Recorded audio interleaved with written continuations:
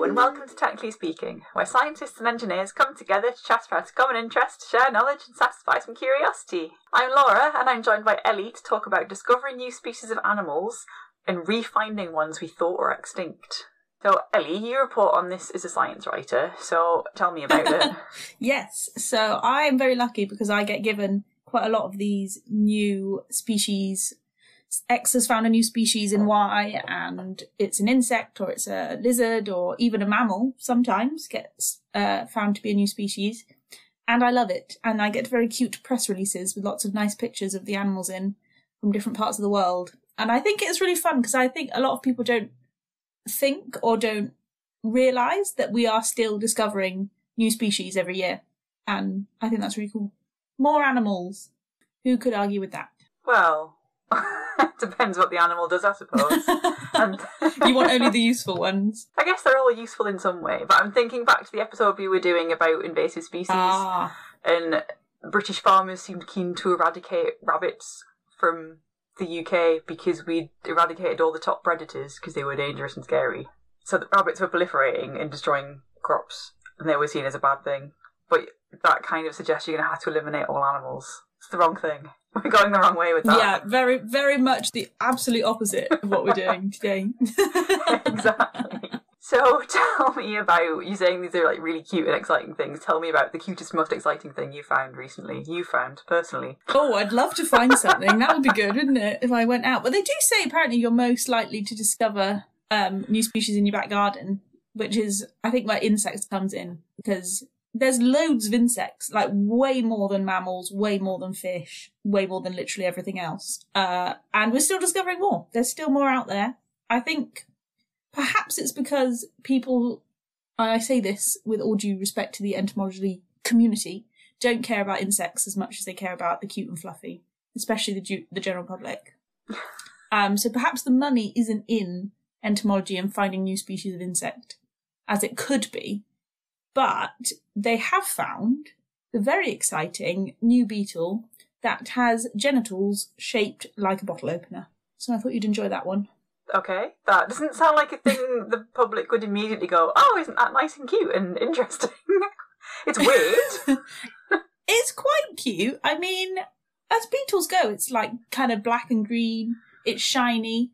And yeah, its back end looks like, well, its genitals look like a bottle opener. And I think it's fun because Carlsberg, the beer company, somehow got involved with this and they funded the research. And so they've named the new beetle Longcovilus carlsbergi, which I just think, great. Let's get everyone involved. Let's find more species, more beetles. And if you want to name them after beer companies, there are worse things to name them after. Oh yes, I'm not sure how I feel about a scientific discovery being named after a commercial entity, though. I know that happens quite a lot. It's kind of what some science is, but it just makes me feel a little bit dirty. I got into science for the discovery, not for the commercial side of it. Yeah, but you still need the funding, right? If Carlsberg are going to bankroll, your research, you're not going to be like, oh no, sorry, can't do it. I mean, at least it's Carlsberg and not someone especially dodgy. Like some companies you'd think, oh, I don't want to be associated with them. But I think this is nice. It does make me wonder, though, about how often new species are found. Do you have any stats around that? No, I'm waiting for the Natural History Museum to publish how many species they found this year. But that'll probably be a little bit longer a wait. But last year, just the Natural History Museum, affiliated scientists, found 351 new species, which is almost one a day, which I think is pretty good going. That was in 2022. And that's only the researchers and the scientists from the Natural History Museum. So potentially way more were found. So, given what you said about finding new species in your garden, I can just imagine crawling around, looking at different beetles and comparing them. Because I remember doing some of this in my paleontology modules in my undergrad for ammonites. And you had to stare at a lot of ammonites. I mean, it's hard. That's the other thing. You don't know what you don't know, so you don't possibly know every single species of beetle that has been described, let alone if you found a new one. So it is quite a complicated process. And I think we don't maybe give enough credit to them, finding out that they are actually new.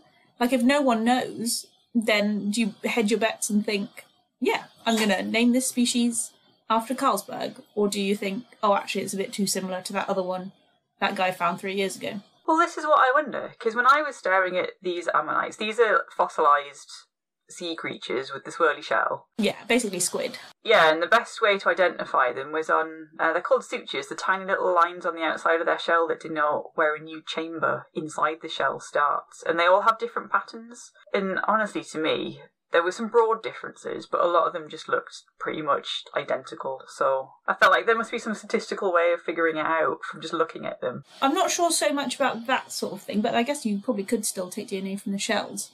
But a lot of it is DNA based. So they will be looking at the gene sequences, the codes, and also the morphology, right? So experts will know that this looks like this, if you see what I mean. So species X has 3 white stripes, but species Y has 7 white stripes. And what you do when you find a new species is that you have to do like a species description, like when you publish the paper, and they have like, basically like when you go to Crufts and they're all like, oh, this Dalmatian is the perfect breed standard of this species, like breed of dog, they'll find like the perfect one of this new species, or potentially even the only one. And that will be against what all other species are compared to, which I think is quite interesting. But I think they call it the holotype. Oh, it's testing me now. I do get the impression, so I spend a lot of time watching the birds in our back garden, and you do learn to sort of spot, oh, that's a jay that just flew over, because you spent a lot of time watching the birds and you just know that's exactly. a jay, and you can't really explain why. That's what I think. Like, if someone's like, oh, what bird is that? I'm like, oh, it's a robin. Well, how do you know? I was like, well, how do you not know? Like, and because someone has told me before that it's a robin, and someone else would have been like, oh yeah, a robin. And you know that robins are small and brown and they have a red chest and they're likely to be found in your garden. So you sort of, and then you build it up and you know that a blackbird isn't a robin because it looks totally different. But even a dunnock isn't a robin because it's slightly different. And then, yeah, and then the more you learn, the more you can tell them apart. But then, going back to what you're saying about DNA, I vaguely remember this from my undergrad degree, so I did a little bit of research, because it's been a very long time since I studied paleontology. I do remember them saying something about the molecular clock. So DNA mutations occur at a more or less constant rate, and a lot of them don't have much of an effect on the morphology or what the animal looks like, the plant. But then some of them seem to have some widespread changes, like the mutation suddenly speeds up because it's beneficial. Yeah, I can see that happening. Oh, and then you can date it sort of based on where you see those changes in the genes. I think so. I think there's more. Yeah, so there's an article in Scientific American about 10 years ago about what makes us different, is what it was called. And it was, I think, from the point of view of a biostatistician. Ooh. They wrote some code to find which sections of human DNA had changed the most compared to chimpanzees. And it was this big calculation for doing something 10 years ago on a computing cluster. And it did identify like a list of which areas of the genome had changed the most between the two species. And they could use that as a starting point to see what effect those gene expressions had and whether they actually made a difference to the animal's characteristics or not. But don't you say we've got so much similar DNA between humans and apes, right? So if we have so much the same, then there must be clear differences that affect how you look. Otherwise, we'd all be covered in black fur. Some of us still are. Yeah, that's what got me thinking about it. If much of our DNA is so similar, and aren't we like, is it 80% similar to a cabbage? Yeah, it's something like that, isn't it? Like a ridiculous amount. Then there must be more subtlety to it than just the amount of DNA that's different. Yeah. It does seem to be certain regions that seem to code for interesting stuff. Yeah, I think that's probably true. What surprised me the most about the article was that a lot of what was referred to as junk DNA, something like over 98% of our DNA, it's not actually junk, it does do stuff. We just don't really know what in a lot of cases. Oh, I like that idea of being like, well, you've got it, it must do something. We just haven't figured out what that is yet. Yeah, so it sounds quite complicated to actually try and figure out for certain. Yeah. Has this section of DNA led to a meaningful change that would actually introduce a new species? I suppose also the new species thing, quite a lot of them are found in remote places now. So like people haven't been able to access them, or no one wants to spend 4 weeks trekking through some remote jungle looking for new species on the off chance. So it's hard to know what you're looking for if no one's ever found it. But equally, if you've got a good record of the fact that 7 species live on this island of lizard, let's say, and then you find one and it doesn't fit the, profile of any of the other 7, then either it's a new species or it's a hybrid or it's a species that's, come across on your boat and you didn't realise and it's got off in the wrong place. That's how you get introduced species sometimes. So I think it is quite interesting. I was going to say, I feel like finding a new species of living animal is probably a bit easier because you can see it in action, but now I'm thinking maybe not because you have to go and see it to begin with. Yeah, you still have to find it first. Yeah, whereas going to a local museum or whatever and say, can I sample that DNA, compare it to this DNA, and do some analysis? A lot of them come out of museums because people will be like, oh, we had that thing in a drawer for 200 years and no one bothered with it. And then we got a new director and they were doing a sort out and they found it and they were like, wait, hang on, that's not what it's labelled as. So yeah, loads of stuff comes out of museums being like, this is not what we had it labelled as, or this was wrong, or now we've got the money to do some DNA testing on it and have a look, see what it is. Yeah, I'd read a lot of finding new species actually more reclassifying things we already had that we thought were the same and are dead or extinct. Yeah. But I think you could still find new species of extinct stuff. Like there's that huge, I think it's a pileosaur. I'm saying that right because I'll get lynched if not. That they just took out of the cliffs in the Jurassic Coast down in Dorset. And it's enormous. And it's got, they've just got the head, which is easily, almost 2 meters long. And the photos of it are incredible. Its teeth are it's a proper sea monster. So yeah, they found, and they think that's a new species because it's got a crest, over the top of its skull bone, which none of the other ones that they know about, that they've found, have. So yeah, really cool. I think we've done this a little bit in a previous episode, figuring out how do they know what's going on in the fossil record, because a lot of it's not very well preserved, so finding that one species is probably quite a rare thing. There might have been millions of those on the planet at one point. Well, the Jurassic Coast is obviously famous for dinosaurs and fossils because of the rock formation in that area, and they're trying to aim to find one of everything that was alive at that time, but obviously that's not always possible. No. But we were talking about new species, and you mentioned the one that is strangely linked to a particular beer because of a particular characteristic. Yes, talking about beetle genitals straight off the bat. Yeah, are there any other funky, maybe slightly less risque ones that are interesting? There's some that get named after celebrities, which I think is really fun. So there's, I think it's a snake named after Harrison Ford. He's a bit sad about this because apparently he's obviously a really nice person and he's got grandchildren and all that.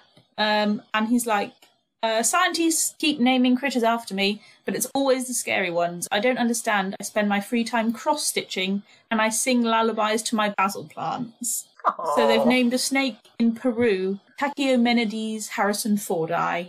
But he is vice chair of Conservation International, so maybe it's not such a surprise. It's a really cool-looking snake as well. Oh, okay.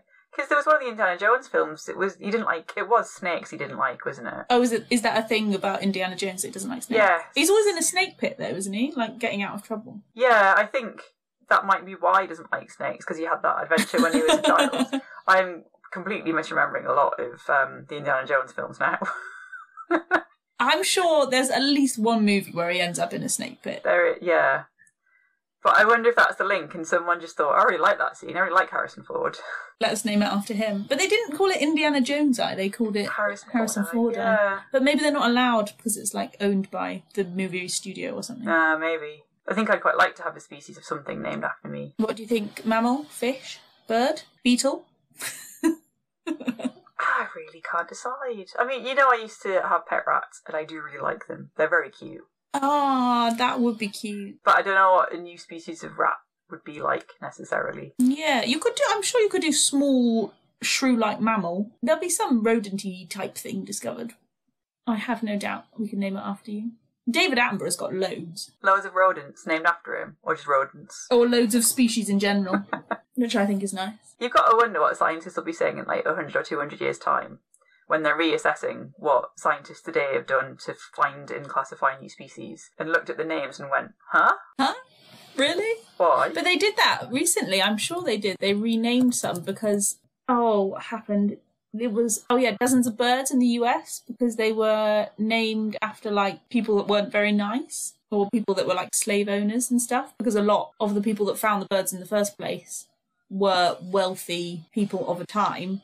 So they decided that they would rename them because of their past. That makes sense. Which I think is better, yeah. So I guess we could have eventually all the Harrison Ford eyes could be renamed to something else. Yeah, well, I mean, let's hope Harrison Ford doesn't do anything morally reprehensible. Thinking more the lines of future scientists saying, this is just silly, these names are weird and confusing. Can we just standardise them? Well, I think usually it's not the whole name, so it will still indicate that it belongs to a certain class, a certain genus. But then, yeah, you can have a bit of fun and throw in Ford-eye at the end, or David Attenborough, or something like that. Oh, well, something to look forward to, see if that's a trend that continues. But I feel like we should go back to dead animals now, having talked about new discoveries and celebrities. Mainly because dinosaurs are cool. Dinosaurs are so cool. So what can you tell me about discovery of more dinosaurs? You mentioned the one that was found on the Jurassic Coast recently. Are there more? Oh, there are loads more. The Iani Smithii was discovered in Utah, and he is approximately 99 million years old. He lived during the mid-Cretaceous period, and they managed to find his skull, his spine, some teeth, and a little bit of his limbs. And that's the first discovery of that particular dinosaur species. Oh, is he a new species, or is he just I think he's a new species. I'm not sure now. Oh. See, I'm starting to wonder if it is the only one they found, how can they be certain it is definitely a new species and not just a slight mutation of a previously known species? Well, that's the thing. That's what's hard about it. That's where the DNA comes in to help you look, and obviously, like, similar species that you found before, because lots of these places where they're found, especially dinosaurs, are like known fossil areas. It's like the same as the Jurassic Coast, so they will have other skulls from other species that they can compare them to. But then a lot of it comes down to, like, the left tooth was 3 centimeters longer in this one than the left tooth of that one, so then it's longer, and you think, really is that how it works? But it is more complicated than that, I'm sure. But yeah, morphological differences in how it looks, and then DNA, and I guess time period as well. You can date these fossils quite accurately and see if it was likely that sort of species was living at that time based on the size of its teeth or the way it moved or how big its legs were. Yeah, and I guess there has to be some consensus in the scientific community, because if they find a new species, they publish it in a journal, and that goes through a peer review process, right? Yes. So it's not just one scientist saying this. Oh no, absolutely not. Yeah, well, definitely. I mean, also, it's hardly ever one person that discovers it, right? Like, these papers have multiple names on. This skull will get, well, not passed around, but looked at by multiple people. Often they take X-rays or CT scans of the fossils as well, which is always cool to see. And then you can really see, like, differences in this eye socket is much wider or much narrower, or the snout is much longer or shorter or thicker. So, yeah, you can tell then. You can look at it more clearly. There was one discovered, I'm trying to find it now, that had a fun hand, like a dinosaur hand, and they'd never seen, like, that kind of hand morphology before. Yeah, new species of theropod dinosaur discovered in Inner Mongolia, and it's of particular self-importance. Complete hand, some ribs, and part of a limb, 121 million years old. So a little bit older than the other one. And they've got really detailed images of this one claw. You know in Jurassic Park where they have that scene where they're like, the claw comes down? This is like that one claw. And it looks incredible. And it's all labelled. And that's all it took to figure out if it was a new species, just really detailed analysis of this one claw. I expect probably more than that, but that's what they stressed in the press release that I read, was that it was all about this unusual claw-like structure. I'll share the picture with you afterwards, but they have labelled every inch of this, probably like 10 centimetre long claw. So they have gone fully in detail. It's called Mangcheon Leiyang, which is a mouthful. Yeah, is that named after someone that helped discover it, maybe? Or am I reading far too much into that? I thought it was going to be named after where they found it, because often that is quite common. But it hasn't said. They didn't say why they named it that. They just felt like it. There's probably a reason, I just don't know where it is. I think this is an initial classification and is tentative, and they plan to keep looking for more fossils so they can find where this new species fits into dinosaur taxonomy. So they aren't 100% sure. Oh, okay. It's interesting that they put it out there if they're not necessarily 100% sure. But I think that actually makes a lot of sense, because I guess you're only as sure as your data and the analysis that you can do. And if you, as you say, if you've not got that complete fossil record, can you really ever be sure? Can you really ever be sure? I guess not, yeah, until you find... You might never find another species like that again, or another claw or another tailbone. So, yeah, you can only work with the information you've got and the fossils you can see and look at. And there are instances of things being classified incorrectly, aren't there? Oh, yeah. Loads. There was one recently that was like, oh, we thought it was a plant, but it turned out it was a turtle. Just a little bit different. But if all you're looking at is the fossilised remains, I can see how that would happen. I can see that a leaf skeleton would look a lot like an animal skeleton. Yeah, I mean, when you look at it, it just looks like a grey rock with some, like, indents in. And easily those indents could be, like, leaf parts. But no, it turns out that it is actually turtle shell, which is cute. But yeah, it does just look like a grey pebble, in all honesty. I'm sorry, everyone. You could pick it up and not even know. It could be in your back garden. You could have held it in your hand. It could be in your back garden. Yeah, that's exactly the point. It could have been there, however many millions of years old for that time. And you just toss it aside and you'd never know. So I feel like this is turning into a conversation of what's easier, discovering extinct species from the rock record or discovering existing species that are running around the planet now. I still vote living species, I think, because I think at least then you've got all of history to look back on, right? So I feel like maybe that's easier. Yeah, and maybe things like behaviours to take into account. Because I heard about a golden mole that's recently been rediscovered, so we thought it was extinct, I guess. Yeah, I love this story because a golden mole, like, absolutely adorable. How could you resist? So this is really interesting. This is the Rewild, which is a conservation charity, the Search for Lost Species project. And basically, these species are all on this list of lost species because they haven't been seen in however many years. So this gorgeous golden mole, which is properly golden, it's so cute, hasn't been seen since 1936. And they basically have all these species on this list. And they've set out to try and find them to see if they have gone extinct. Are they still there? What's going on? So they sent their team out to South Africa to find this golden mole, and it swims through the sand. Wow. It's adorable. But this is interesting how they found it. To detect the mole, they used eDNA. So you might know that people obviously shed skin cells as they move about. So the same is true for animals. They shed skin cells, hair, bodily fluids, and so they tried to find these, like, pieces of eDNA within the sand. Okay, so they're looking for mole dust. Oh, yes! Golden mole dust!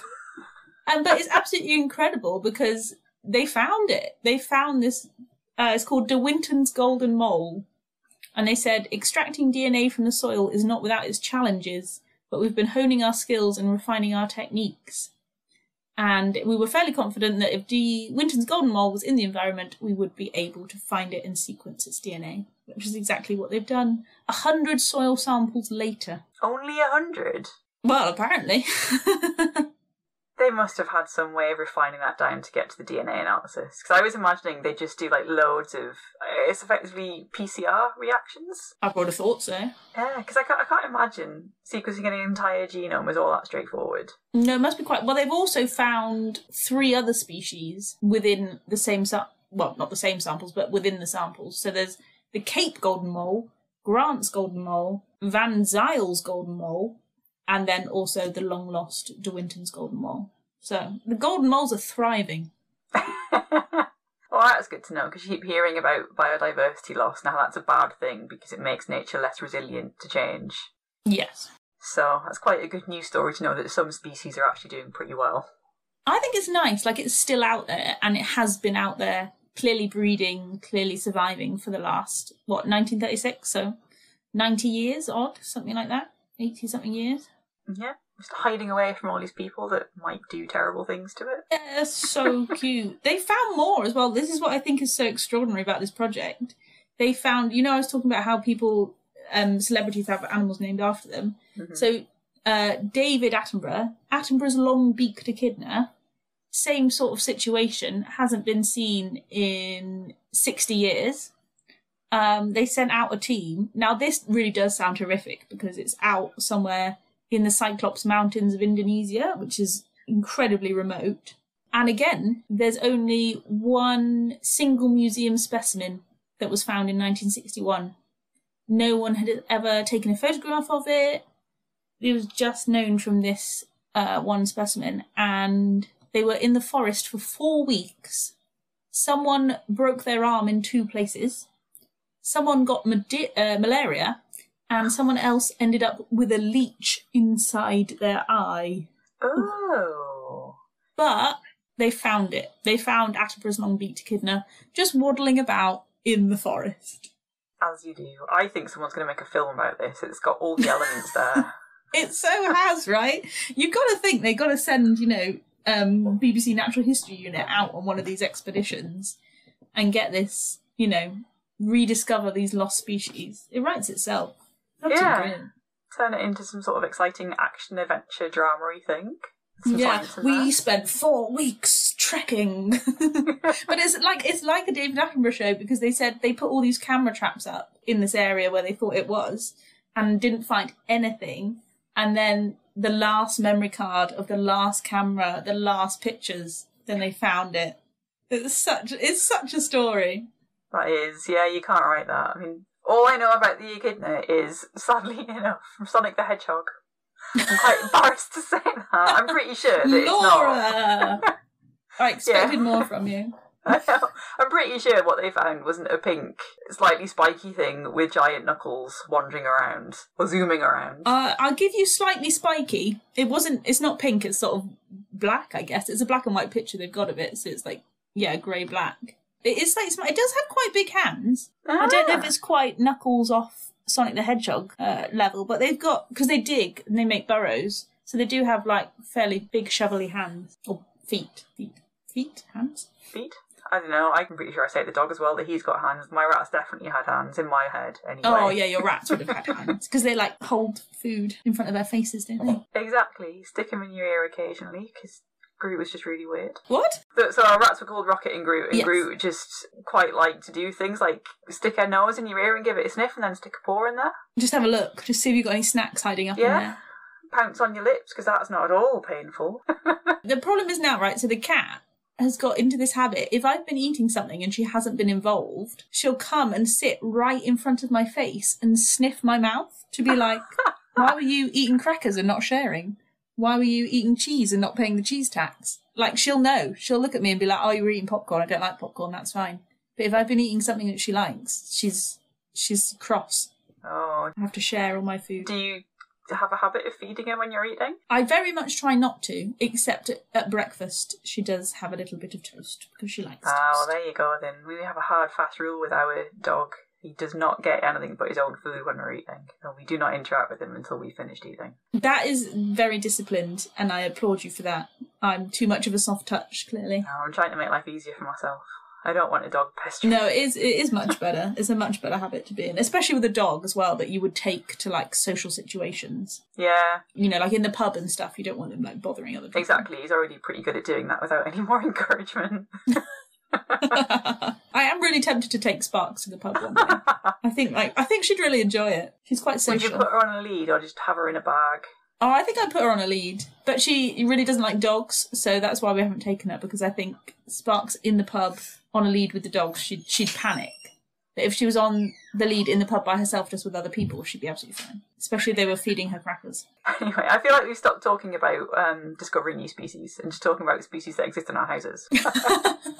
The new species in your back garden. We've come full circle. That's fair point. We've gone a lot of way around the world with this, actually. We have. We've been everywhere. We've been Jurassic Coast, we've been Utah, we've been Indonesian islands. Yeah, we've talked about finding new species in the fossil record, species that are still living, a few more dinosaurs, which are always cool, and we've talked about rediscovering species we thought were lost. So pretty comprehensive. You think so?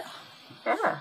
So on that note, I guess I will say this is our final episode of the year. Oh my goodness me. We're breaking for Christmas soon, which will be something to look forward to. Happy holidays, everybody listening. Hope you're having a lovely Christmas time. Yes, and Christmas is, of course, the time for giving. And we do have our coffee fund, which we rarely talk about. So if you do have some few spare pennies left over from Christmas, feel free to stick it in our coffee fund and buy us a tea or a beer. It helps support the podcast. It pays for our annual platform fees, which renew every single year. And it makes us happy. Yes, please do share if you have any little spare change coming our way. We would really appreciate it, and that means we get to keep making podcasts all about things that we enjoy. Also, if you've got any suggestions of things we should make podcasts on, please let us know. Find us on social media, and I guess we'll see you in 2024. Yeah, and I think I would also say if you can't afford to give us any money, it would be really helpful if you would tell a friend or tell a colleague about this amazing podcast you've listened to and give the gift of the podcast to someone else, which also helps us out because it means more people listen. See, the perfect gift you never knew you needed, a new podcast to listen to. So yeah, give well this Christmas, and as Ellie says, we will see you with some brand new exciting episodes in 2024. The views expressed in this podcast belong entirely to the person that said them. They do not represent any industry or organisation. If you enjoyed listening to these views, it would really help us out if you could rate us, leave a review and tell a friend. This podcast was sponsored by no one, but if you're interested in funding us to continue to have frank discussions about science and engineering, please get in touch.